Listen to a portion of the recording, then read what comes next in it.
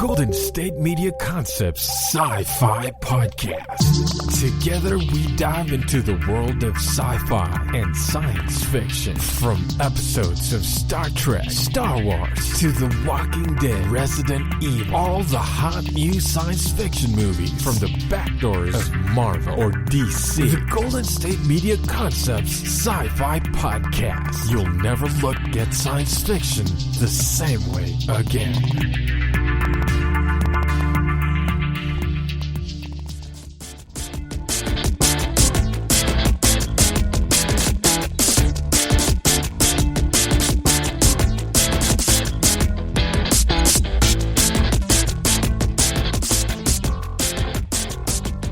Thank you for tuning in to the GSMC Sci-Fi Podcast, brought to you by the GSMC Podcast Network.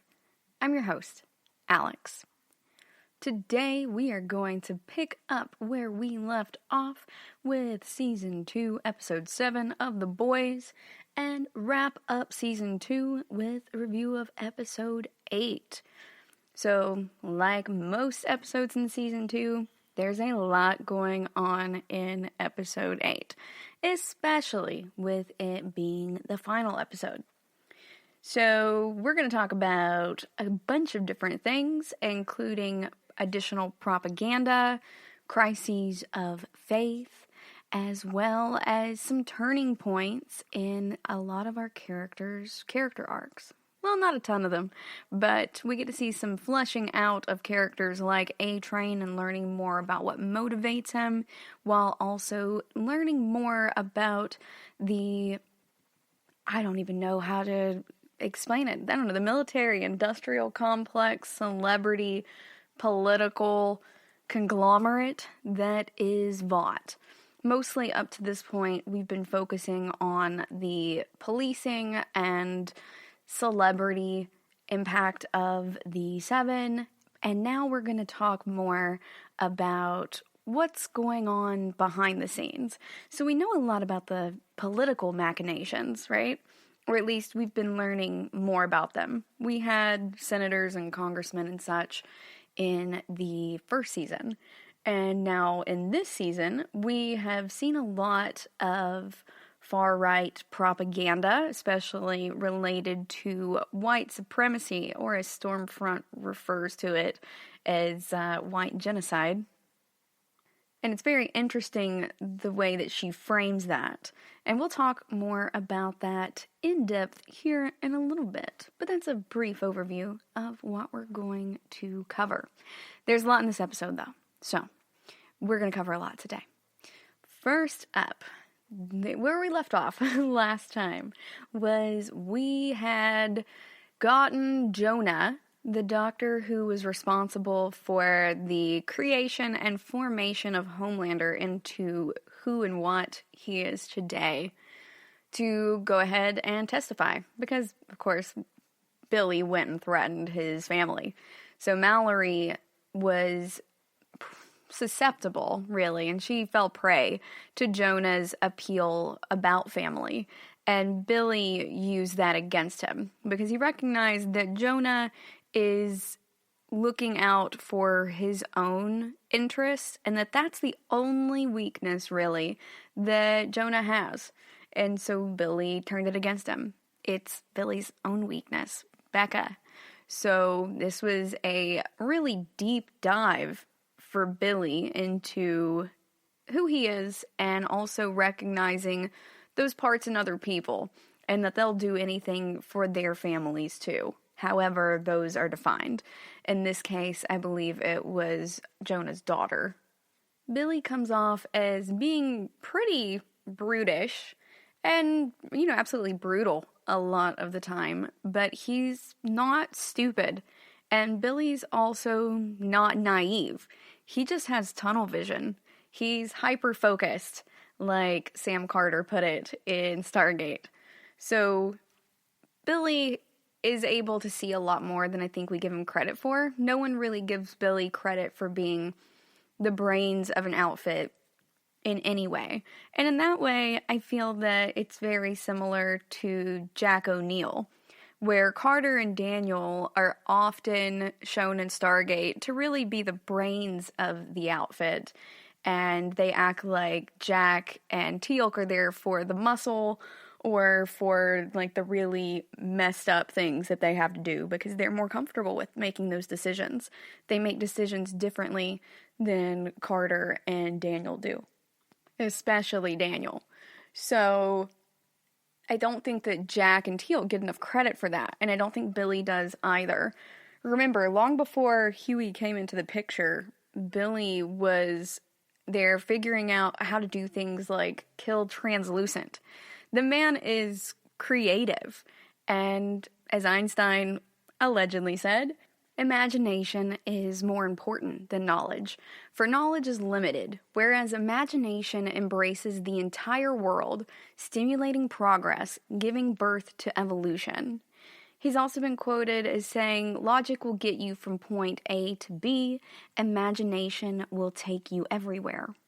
He's also quoted as saying such gems as, "Everybody is a genius, but if you judge a fish by its ability to climb a tree, it will live its whole life believing that it is stupid." And my personal favorite is that creativity is intelligence having fun. So Einstein has, of course, talked extensively about intelligence and imagination and creativity.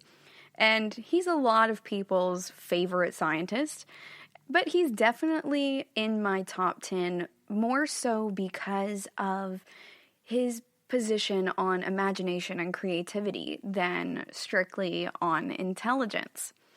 Intelligence does have its own place, but Billy makes decisions differently than Huey does, and differently than Annie does.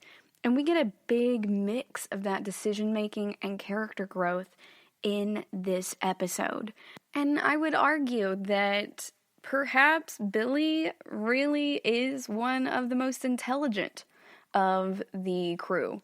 That doesn't mean that he's going to be the fittest survival-wise, because, let's be honest, Billy was willing to blow himself up to kill Homelander while he thought that Rebecca was dead. And he's not having any offspring to, further himself into the future, as our biology teachers would explain to us is the whole point of life and being able to survive and be the fittest. It's about being reproductively fit. And Billy's not reproducing in any way. Huey and Annie are much more likely to do so. So if we're looking at reproductive fitness, then yeah, Huey and Annie will probably be doing better off. That means that Homelander grossly also is by scientific standards. But really what I'm wanting to get at is that I think that Billy is highly creative. And that's part of the appeal, for me, of Billy Butcher. I love a good anti-hero hard stop. Just most anti-heroes, I am really into that concept. I think they're more interesting than people who just want to do good. I feel like they're more compelling as characters. For example, Jaime Lannister. He's my favorite character in Game of Thrones. Yes, I do mean that more so than Daenerys or Jon or Arya, most of other people's favorites, most of the main faves. Jaime's my favorite because he has the most character growth. He's more like a real person. He makes very real mistakes. It's very similar to the concept of BoJack Horseman. They make these terrible errors in judgment, and they do these terrible things, and sometimes those things really are truly misunderstood. Jaime did the right thing by slaying the king, but at the same time, they also are capable of doing really evil things, like pushing people out of windows, like small children out of windows. And I think that's what makes them interesting. It's getting to explore humanity more as it could be in a world that somewhat doesn't have a lot of repercussions in the way that we think of them today.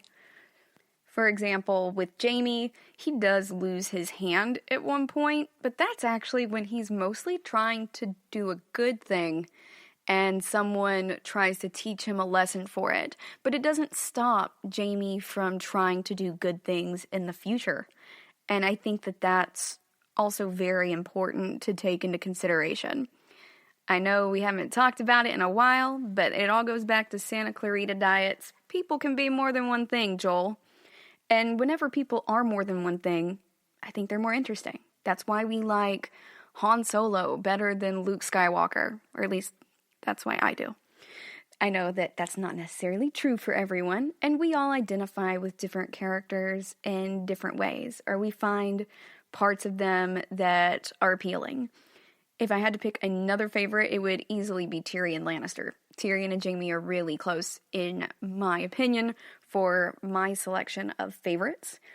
But those would be my top two. And in the boys, I would say that Billy and probably Maeve are my absolute favorites. Billy for the decisions that he makes and the way he goes about things. He's often shooting himself in the foot, but it's not because he's stupid. It's because he is passionate and really has tunnel vision in regards to his goals. And I can really respect someone who doggedly pursues their goals. No matter what those goals may be. You want to go out there and be the best NASCAR driver you can be? You do that. You go out there and you practice all the time until you can do it. Be the best volleyball player. Be the best electrician or plumber or doctor, lawyer, or whatever you want to be. Be the best accountant you can be. Different things make different people happy. And part of that pursuit of our happiness is going out there and being creative and having fun. And that's what I think Billy is really doing. We've spoken in the past about how gleeful Billy often is when he is killing people. He enjoys it. He likes to get creative with it. He didn't have to be super theatrical about the thing with Madeline Stillwell, but that's who Billy is. He's kind of a theatrical person. And that might be left over from partly when he was a kid. And his creativity may be a little bit warped from growing up with his dad abusing him and his brother killing himself early on, and then Billy losing Becca. It's a series of unfortunate events that have really resulted in Billy, who is a very creative and intelligent person, using these gifts for somewhat gray purposes. I don't want to say nefarious. Billy is trying to obtain a goal. He's trying to save Becca and do whatever he has to do that. He's very much a by any means necessary type of person, but that doesn't mean that his goal in and of itself is bad, and therefore Billy is not entirely evil in and of himself. He's trying to do what he believes is good and right, even if it is more of a selfish reason. But he also gives the boys the option to opt out. They don't have to go along with it if they don't want to. Billy believes in free will as well. But part of that free will is not being a C-word, as Billy would put it. That's really what his life philosophy boils down to. Don't be a C-word. Don't hurt innocent people or people who have not harmed you. Things like that. But he also wants to enjoy life, and that sometimes means that he does enjoy killing people. He likes getting creative with it. Did he necessarily have to ram a boat through a whale? No, not necessarily, but he saw an opportunity that was highly creative and that he knew would not only cause one of their foes to come down, so that would be the whale in this case, since it was working with the deep, but also it would create a morale issue with the deep. So he's able to stun his opponent mentally as well as reduce their forces at the same time. It's very similar thinking to what Jack O'Neill does it's strategic thinking. And I think that a lot of times the military strategist or the combat strategist don't get enough credit for their intelligence nor their creativity. But I think that Billy's creativity and his glee in going through and figuring out how to do things like kill Translucent by putting a bomb inside of him and detonating it from within, since nothing can really harm him from the outside. That's brilliant. That's creative. It's outside of the box thinking. And I honestly think that Billy is one of the brightest characters in the show, even though we mostly just take him for a brute. We're going to go on a quick break, and when we come back, we are going to talk about this opening with Homelander in the New York City Sheriff's Office in a PSA that actually cuts pretty close to home. Stay tuned. Want to find out what movies to go see? Then check out the GSMC Movie Podcast. It's your ticket to the latest movies, whether it's a new blockbuster event, romantic, comedy, or action flick. This show has got it all covered. They talk some what to go see now. Don't bother. What's hot on Netflix and everything in between. That's gsmcpodcast.com/movie-podcast. When it's all about the movies, it has to be this new show. Don't forget to like them on Facebook and follow them on Twitter. Visit gsmcpodcast.com for more info.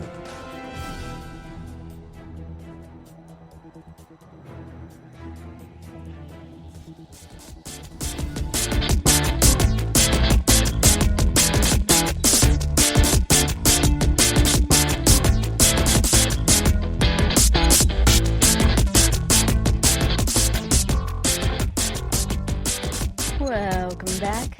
Before the break, we were discussing Billy's creativity and genius as it parallels Jack O'Neill's, both of them being two of my favorite characters of all time, as well as Jaime Lannister, and just a general love and appreciation for anti-heroes and the creativity and intelligence that underlies some of these crazy harebrained schemes that characters like Billy or Jack tend to come up with, even as they're portrayed as being primarily the muscle.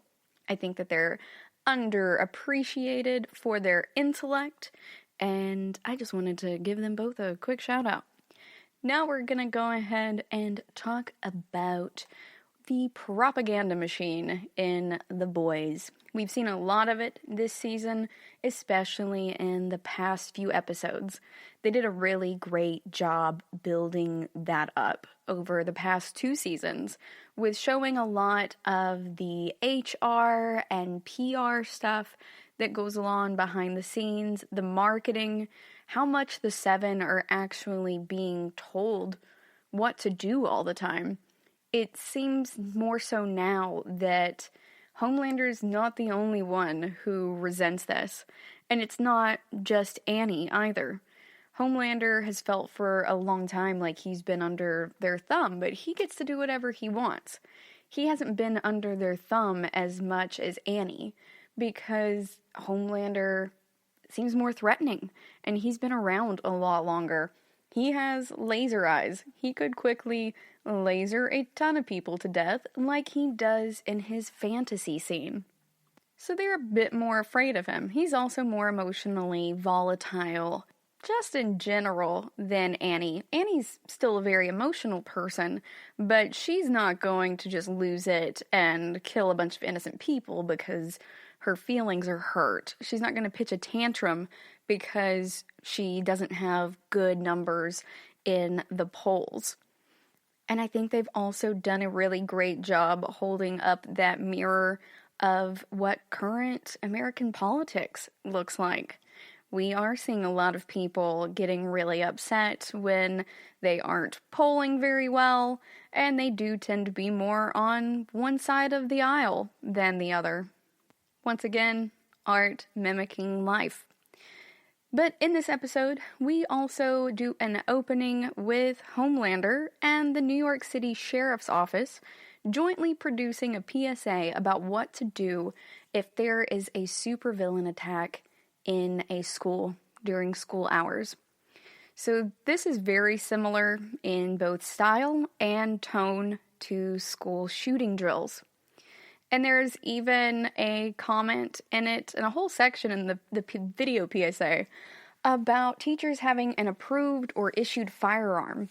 And that happened in real life, in case anyone's forgotten. Around 2018 or so, Trump said that he wanted to arm teachers to address the problem of school shootings.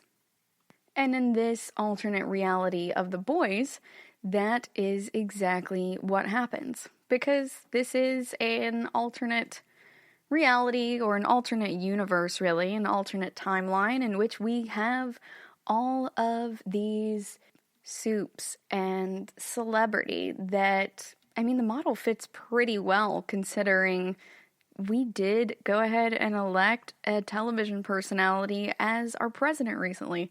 And that is not the first time we have elected a celebrity for government office in the United States. I'm looking at you, Reagan, and also Governor Schwarzenegger, and also Jesse Ventura. The list is hardly small, but I pointed out those few gentlemen to also illustrate the point that it's in all levels of government. And that's also why it's important to hold people accountable for their actions, especially early on, and to vote in local elections. These things start small. But this story takes place in New York City, right? So this would have to be an alternate timeline or an alternate universe, probably a parallel one. And I want to really underscore that because it's easy to watch this series and just go, oh yeah, this is a really cool story. This is, what if these things happen? Classic speculative fiction. But a lot of speculative fiction isn't just posing the what ifs, but also critically analyzing them. If we take this to its logical conclusion or its satirical extreme, what might this world look like? And they can serve as cautionary tales. Now, they're not true life tales necessarily, but they're cautionary all the same, just like any philosophical parable. And I think that this is really best contextualized by examining whether this is an alternate reality or a parallel universe and what have you. So I've decided that this is either an alternate reality of ours or an alternate universe, if you will, just because it still takes place in America, right? It's taking place in New York City. There's still facets of the American experience that are exactly the same there as they are here, with pervasive racism. And World War II and the Nazis still existed in the boys as well, back in, the 30s and 40s. So somewhere along the line, we are to see that something happened, something changed, and this Vought compound was made that made this future, or this present, look different from the present that we're living in. It's roughly taking place in the same day and age, and also you still have the staples of great music in there, like Billy Joel. I know that a lot of people watch different speculative fiction shows just for the story rather than for the moral lessons, but I would be remiss to not bring that up. I think it's really important to have those considerations. So in this case, when we think about The Boys, or at least when I watch it, I don't watch it just as this speculative fiction show. I look at this and see, there but for the grace of God go we, more or less. So we very much could, as Americans, end up that way. We have an ongoing history of white supremacy. We also have ongoing issues related to groupthink and idolization and propaganda machines. And we also have a lot of white moderates, and those are represented by Queen Maeve in this show. And by white moderates, I mean people who are in a position of authority or power, but who choose not to wield it because they either think that nothing can be done or now isn't the time to do it, even if they do support helping out, people who are otherwise disenfranchised or oppressed. They're like, yes, you should have full rights, but I don't think that we should be doing it right now. Or even if we get right down to it, people going, yeah, well, but that's not my problem. Dr. Martin Luther King Jr. talked about that as well, and how a lot of progress was not actually prevented in the civil rights movement by individuals who were opposing them, not by the white supremacists themselves, but rather by the white moderates who were willing to stand by and do nothing, even while agreeing with people of color that their treatment was unfair and that something needed to be done. And that's where we have Maeve here, and she's our symbol of that in the show. She is the only one who could conceive, possibly, of how to bring Homelander down. They already tried with Stillwell, and that wasn't his true purpose in life. It wasn't his raison d'etre, like Becca is for Billy. Homelander was obsessed with Stillwell, but she's not who he loved most in the world. And that also wasn't Jonah either, the doctor who raised him. Maeve is in a unique position from having dated Homelander, from what I can tell, and him having said that she's the only one he can really be himself around or confide in. So if he was going to confide in anyone, it would be Maeve. So Queen Maeve knows what his weakness is, and she's their only hope, really, of exploiting it. The others don't quite recognize that early on, but Maeve is also in a dark place from Elena leaving her, and she feels that currently she has bigger problems than what's going on with Homelander. Although Homelander affects way more people, including her, she's tried different ways to fight him over the years, and she's not been able to successfully do that. And so she feels very disheartened. She's not been able to get out of being coerced by him to commit terrible atrocities, and she's not been able to stop him from doing anything on his own. So Maeve is truly the epitome of the white moderate in this episode, maintaining a status quo she doesn't even enjoy or believe in, because she's more concerned with issues that affect her more on a personal level, and this isn't really a fight she wants to get into. She saved Annie from Black Noir, but that doesn't mean that she's a joiner and that she wants to join this effort to achieve justice, even though that's what she originally signed up for with the Seven. She no longer believes that the Seven is capable of true justice. It's all a stage for Maeve at this point. She doesn't really believe in true justice anymore. She's seen and done some messed up things and gotten comfortable with doing some of them. She didn't seem too heartbroken when she and Homelander killed that guy in season 1. She was more so mad that she didn't get to bring him in alive so that it would be her caller instead of Homelander's. She was more concerned about the PR. They casually just walked in, being bulletproof, and killed the shooter. Because they've been put in a position where they can be judge, jury, and executioner. The American people have imbued them with such power, authority, and reverence that they will not question anything that goes awry during apprehension of anyone. And anytime they do something that might bring shame or bad PR to Vought will go ahead and help them cover it up for them. Now, they won't hesitate to throw them under the bus like they do with the Deep, but that's only because somebody in a position of authority or power and who is in the limelight, that being Starlight, went ahead and publicly called him out for it. And that made it to where they were unable to sweep it under the rug. Had they been able to, they definitely would have. Stillwell had cleaned up the Deep's messes for years. So they really do create this environment for them where they feel that they're capable of doing anything they want, at least so long as it doesn't upset Homelander and his delicate sensibilities. He's really the only person that most of them feel beholden to.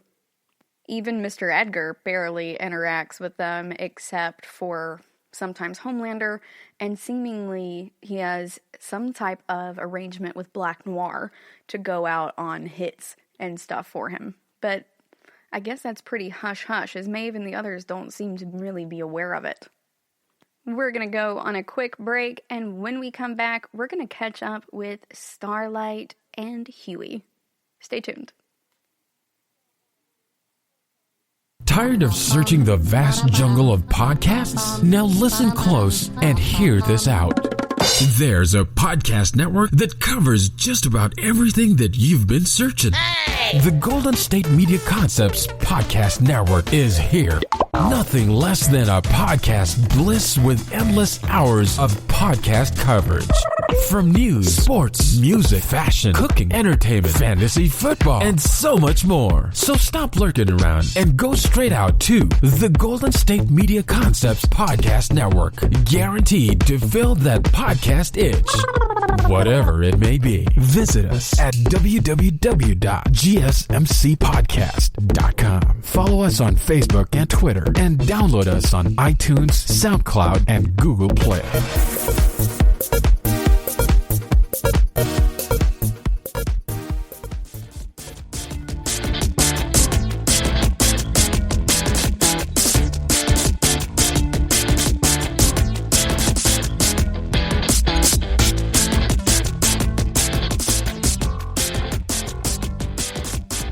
Welcome back.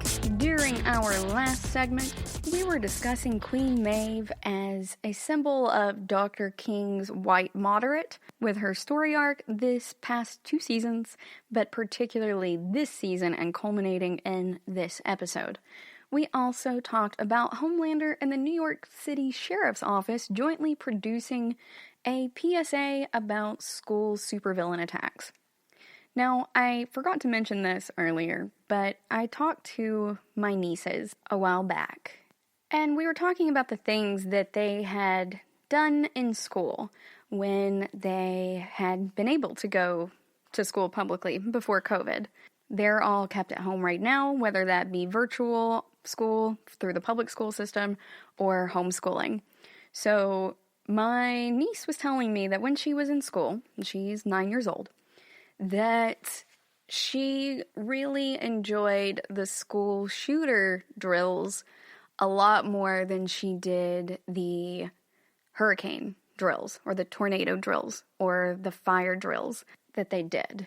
And I asked her why, and she said that it's because everybody gets to be quiet and it's dark and it's a lot more chill than any of the other ones. There aren't noises blaring or anything like that. And so that's what this really looks like in the experiences of a lot of children out there right now. The PSA is presented very matter-of-factly with Homelander and the New York City Sheriff just being on there together and saying, hey, here are your steps, A to B to C.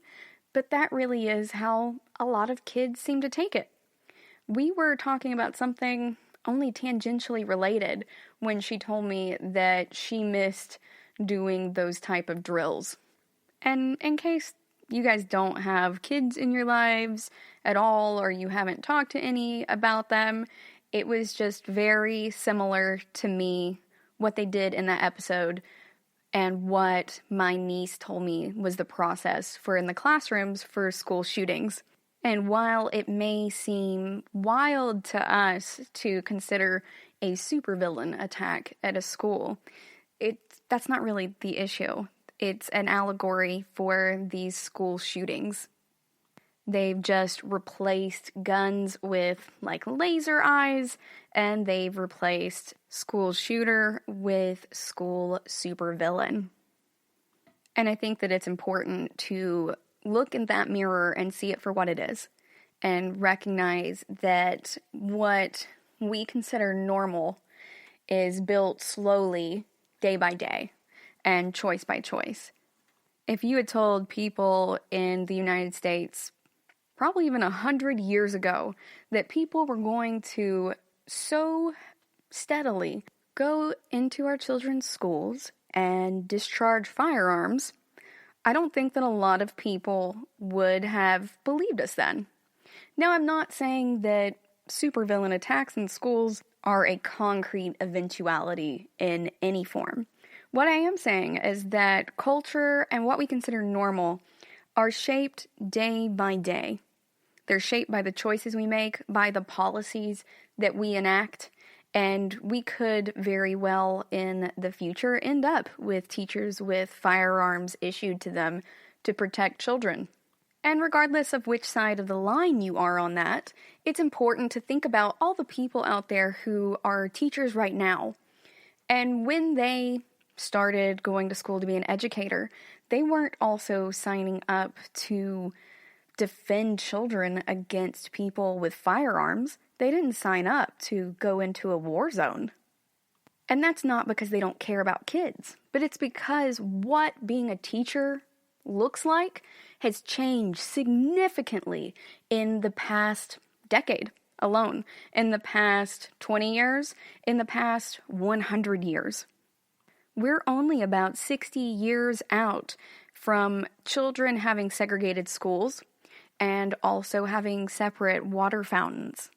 A lot has changed in those 60 years. We still have a lot of residual problems, though, don't get me wrong, but I am saying that what it looks like to be a teacher has changed significantly over the years. And I don't think that teachers should be decried for not wanting to be issued firearms or to have those in the classroom.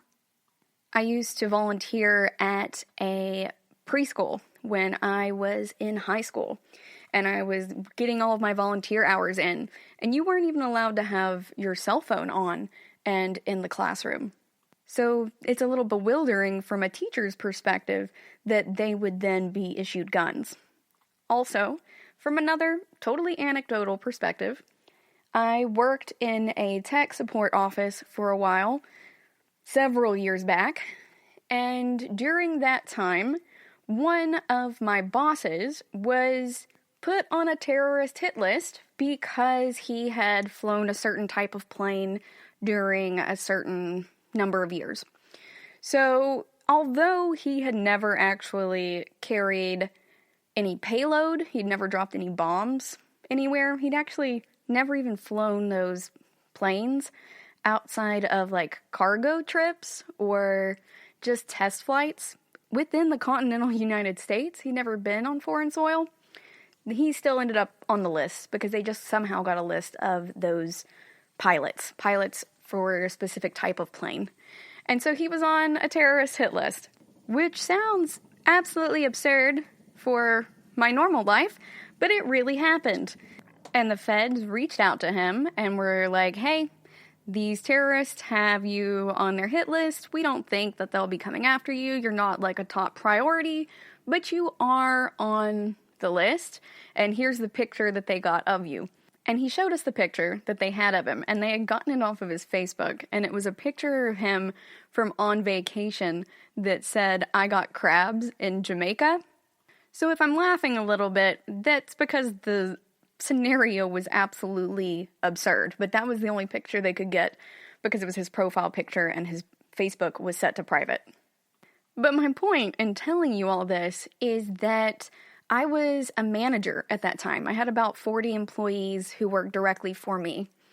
And my boss was a director.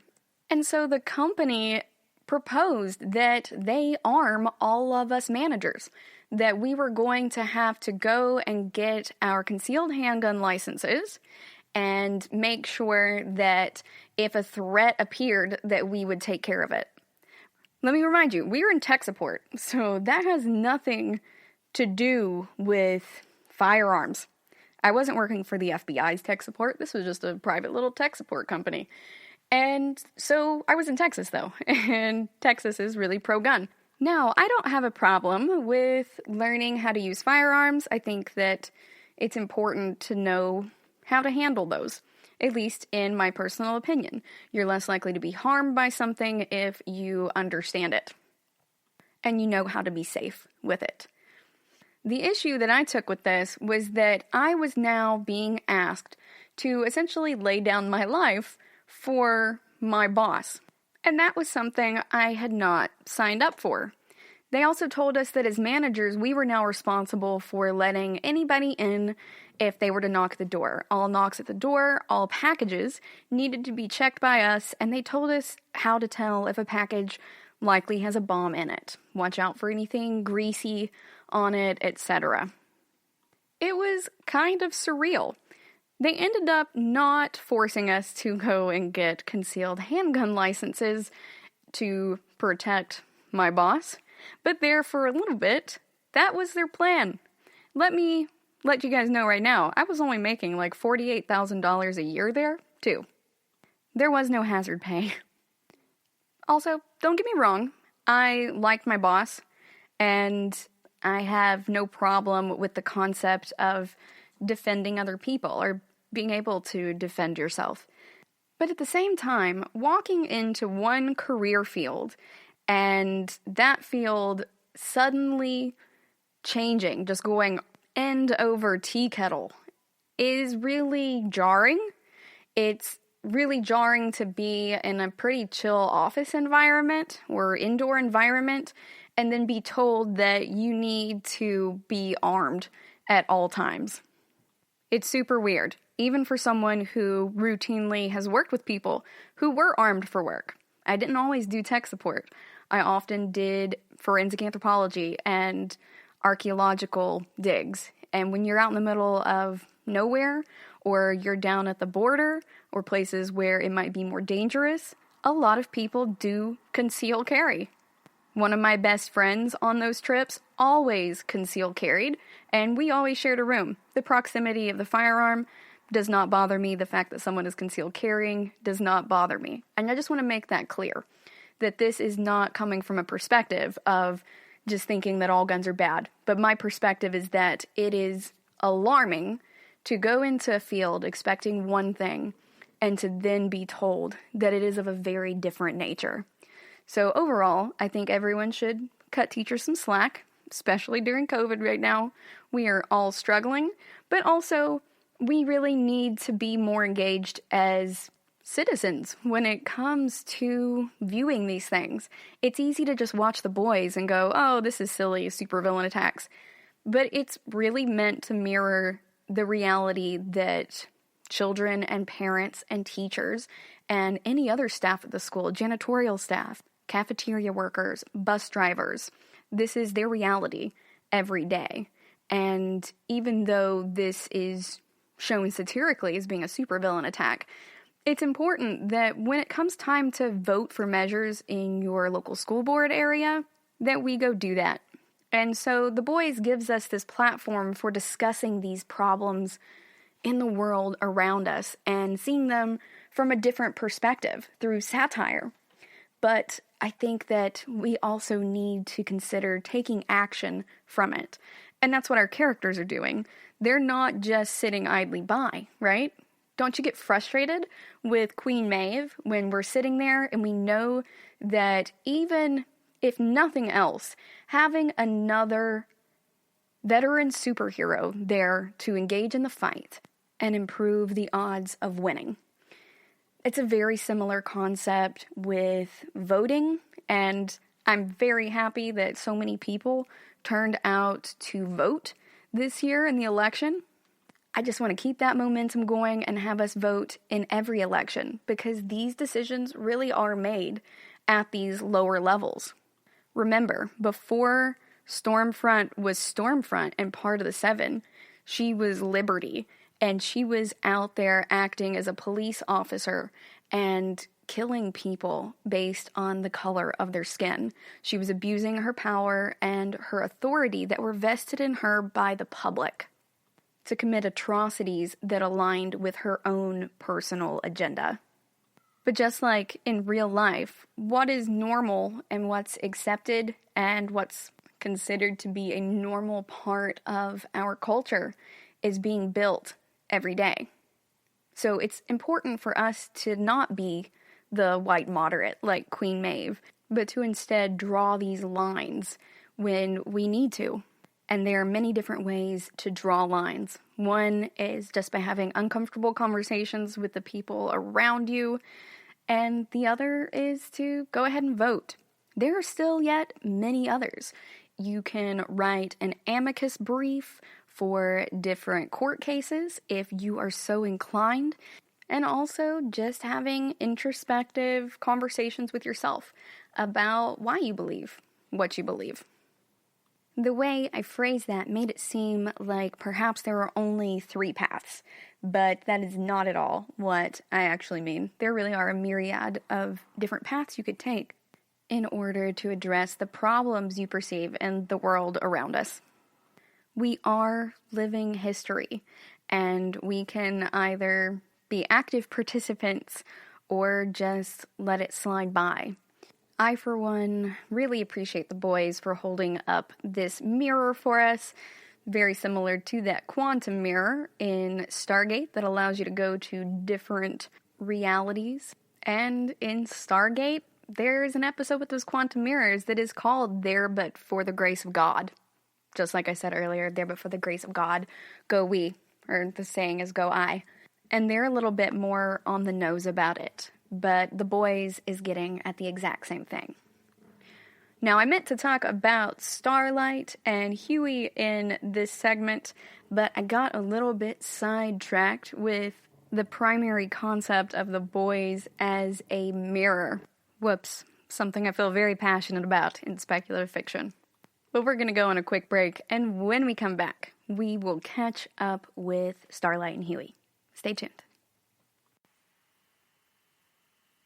Watching TV has changed over time. Streaming has become the new norm. That's why Golden State Media Concepts television podcast dives headfirst to the world of cord cutting. Want to be on the loop of what's hot in Netflix? Or if it's not a preference, what about original shows in Hulu? We've got you covered. Join us as we fill in the blanks and talk about movies to stream and what show you should be binging. This is the Golden State Media Concepts television podcast.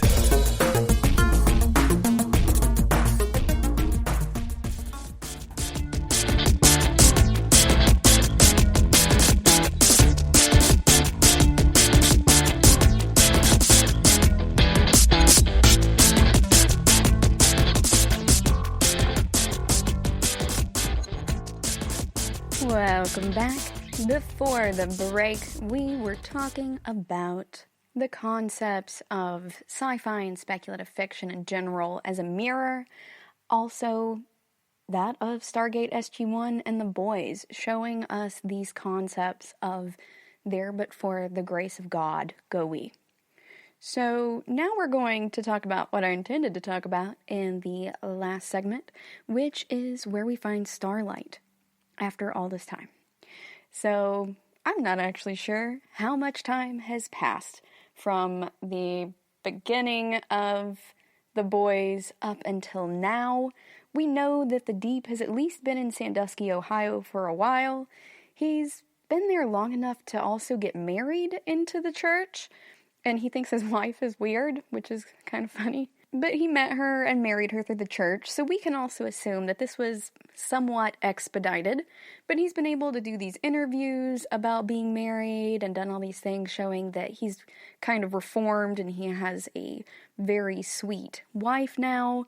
So they're really trying to get him rehabbed to go back to the 7.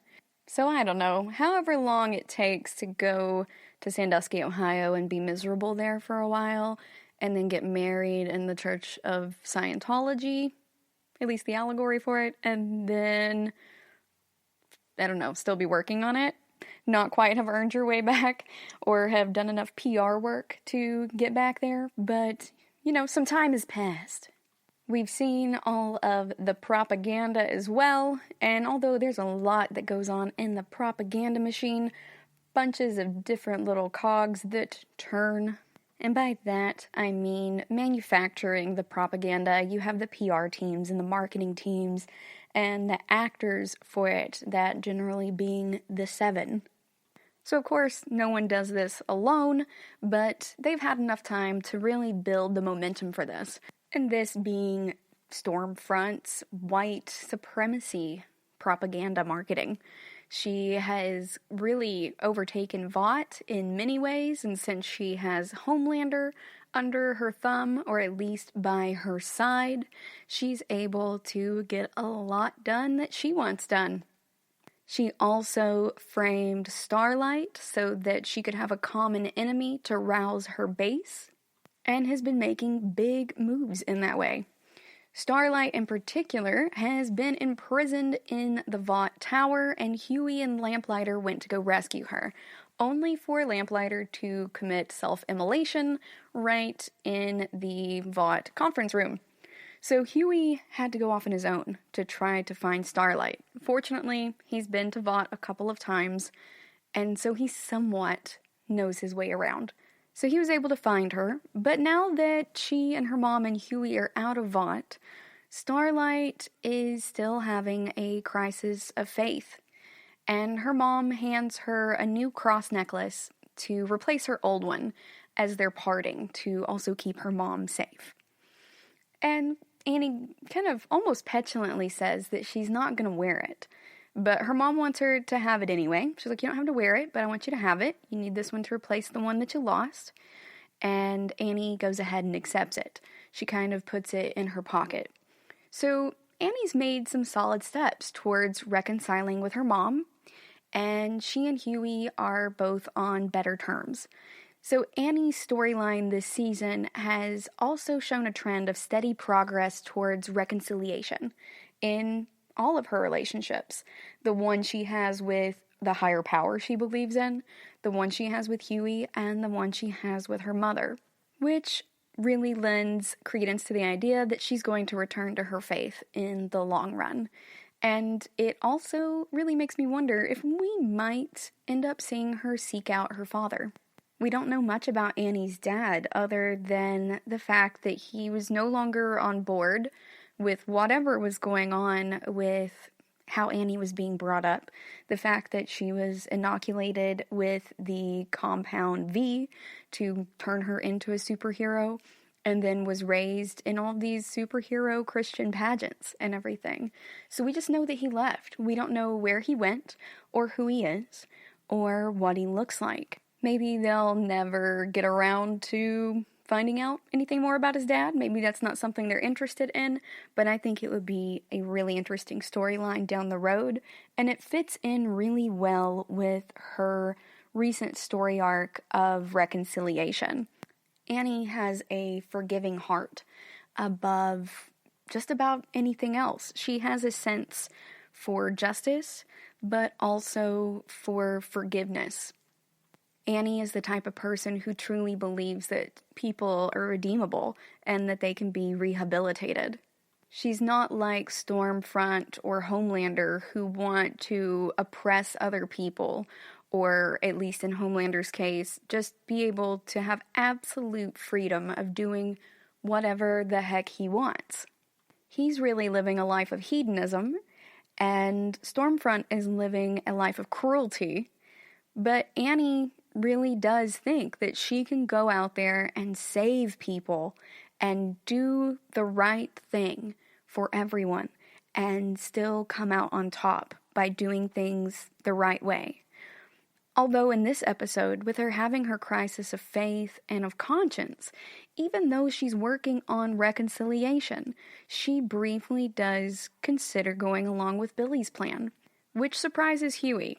So he and Annie end up in the car because Annie says that she has an idea that could help all the boys. She knows somebody they can go talk to because she's a fugitive still from Vought, but she knows someone who might be able and willing to testify in order to bring down Vought and the 7 and Compound V.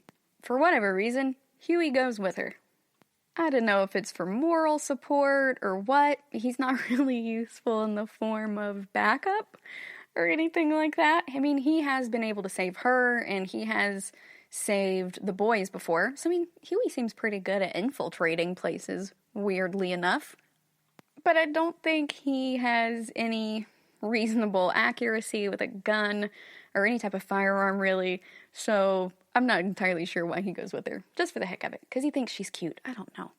But Huey goes with her, and we have the scene in the car where Annie asks Huey about his obsession with Billy Joel, and he skirts it. And they end up talking about how Annie now agrees with Butcher that fighting Vought the messy way may be the way to go now, because trying to do things the right way failed. It hasn't gotten them anywhere so far. And while Huey is still all Captain America about it and thinks that, we still have to do things the right way, because doing things the right way means that we're still good guys in the end, Annie is wavering on that. And she's saying, hey, what Butcher is saying is plausible, and it even makes a lot of sense. It's not necessarily the way you and I prefer to do things, but having been on the inside of this, I can tell you that they don't fight fair, and we are not even necessarily on the same playing field as them. So Huey's really pretty shocked that Annie is agreeing with Butcher of all people. But again, back to our first segment, Billy's not an idiot. And I think that Starlight recognizes that too. She understands where he's coming from, that this is a strategy or tactic, and regardless of what else she may agree or disagree on with Butcher, that this plan makes as much sense as anything else they've been able to do. We find out that the place that they're heading to is actually Maeve's quarters. So I don't know if they have somehow snuck into Maeve's place in Vought, or if this is Elena's technical apartment, or if Maeve has multiple apartments. That's something I've never quite been able to figure out about their quarters, because we don't often see them going from the exterior of their quarters to the interior.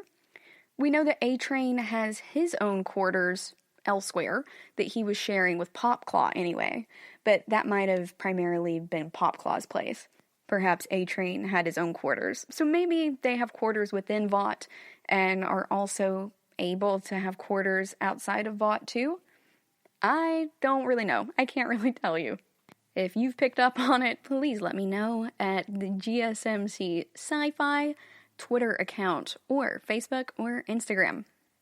Regardless, they have gone to contact Maeve somewhere, and I think it's at Elena's apartment, or Maeve and Elena's apartment. It's a different apartment from the one that Elena seemed to have had that Maeve showed up to in season 1, at least. So I'm not sure what's going on. But Maeve says that it was stupid for them to call. So they did call and then meet her somewhere.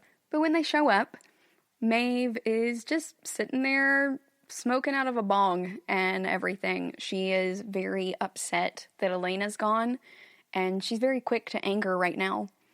And a lot of her anger seems to just be a shield. It's coming from her being emotionally exhausted with all of the mask wearing. And that's not just with Vought. It's with Elena. She's had to wear this mask for a long time. It's with the public. It's with her coworkers. She only somewhat trusts Annie. She knows that Annie is fundamentally a good person and that Annie is trying to do the right thing.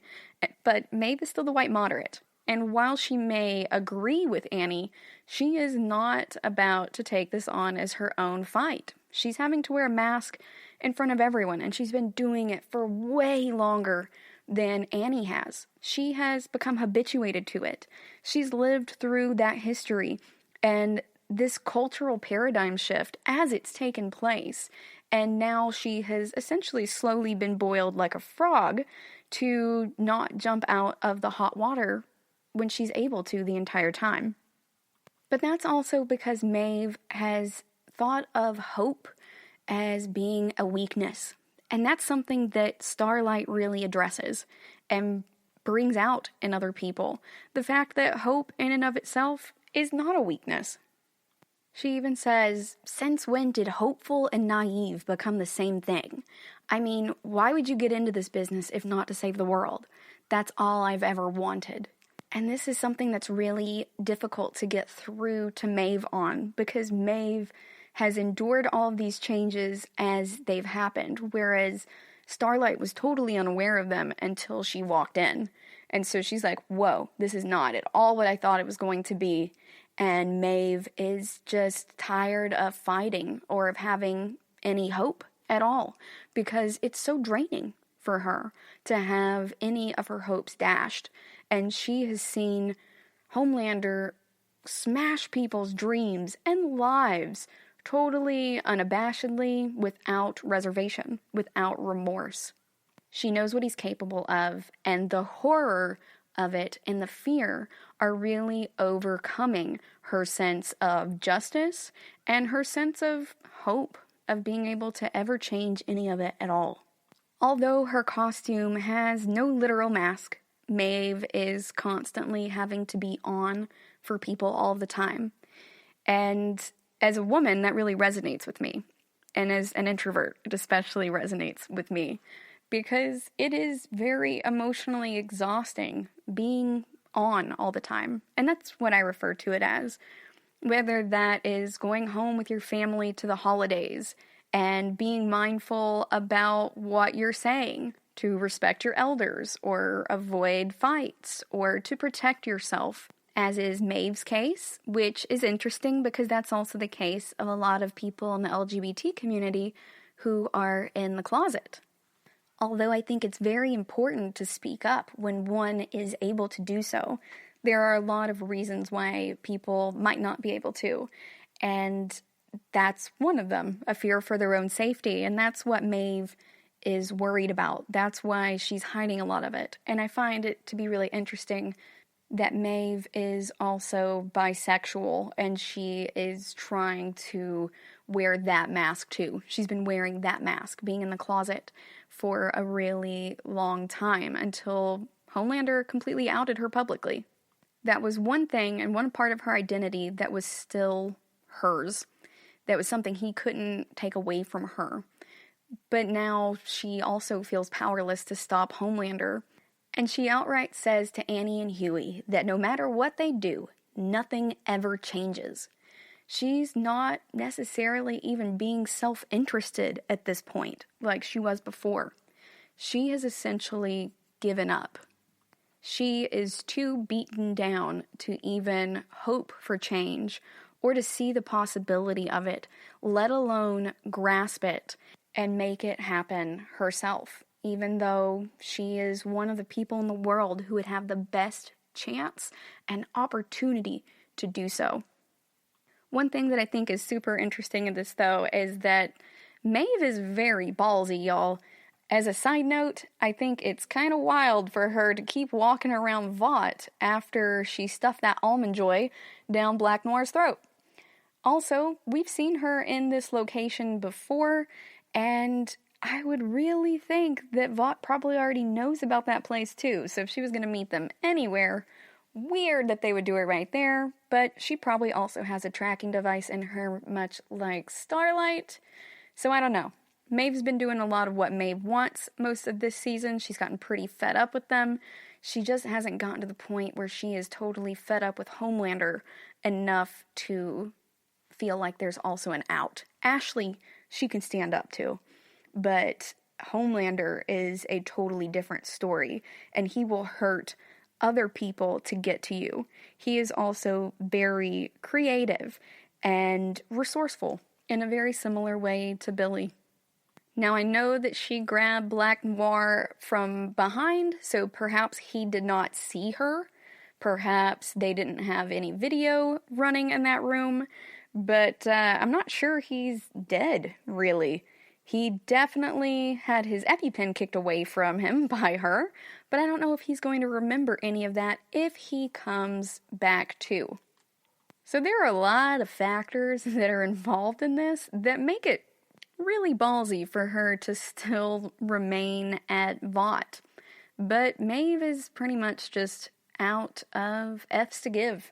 She has given up on most things, and I don't think she's really super upset about the concept of being caught for doing this to Black Noir. She doesn't want to get things too messy, but she's also been more willing to take risks recently for the right reasons. I've really enjoyed her character growth this season too. Alright, that's all I have for you guys today. We have a lot more to talk about in this episode, and we will return with it next week when we'll talk about Mr. Edgar's meeting with the head of the church. We'll also see the boys finally meet Becca and discuss things like Ashley's trichotillomania and Homelander's developing parenting skills. I'll see you guys next week. Thank you for listening to the GSMC Sci-Fi Podcast, brought to you by the GSMC Podcast Network. I'd like to ask that you please subscribe to the show, and writing a nice review always really helps us. Also, if you could please follow us on Facebook, Twitter, and Instagram, I'd appreciate it. Thank you kindly, and have a good night. You've been listening to the Golden State Media Concepts Sci-Fi Podcast, part of the Golden State Media Concepts Podcast Network. You can find this show and others like it at www.gsmcpodcast.com. Download our podcast on iTunes, Stitcher, SoundCloud, and Google Play. Just type in GSMC to find all the shows from the Golden State Media Concepts Podcast Network, from movies to music, from sports to entertainment, and even weird news. You can also follow us on Twitter and on Facebook. Thank you, and we hope you have enjoyed today's program.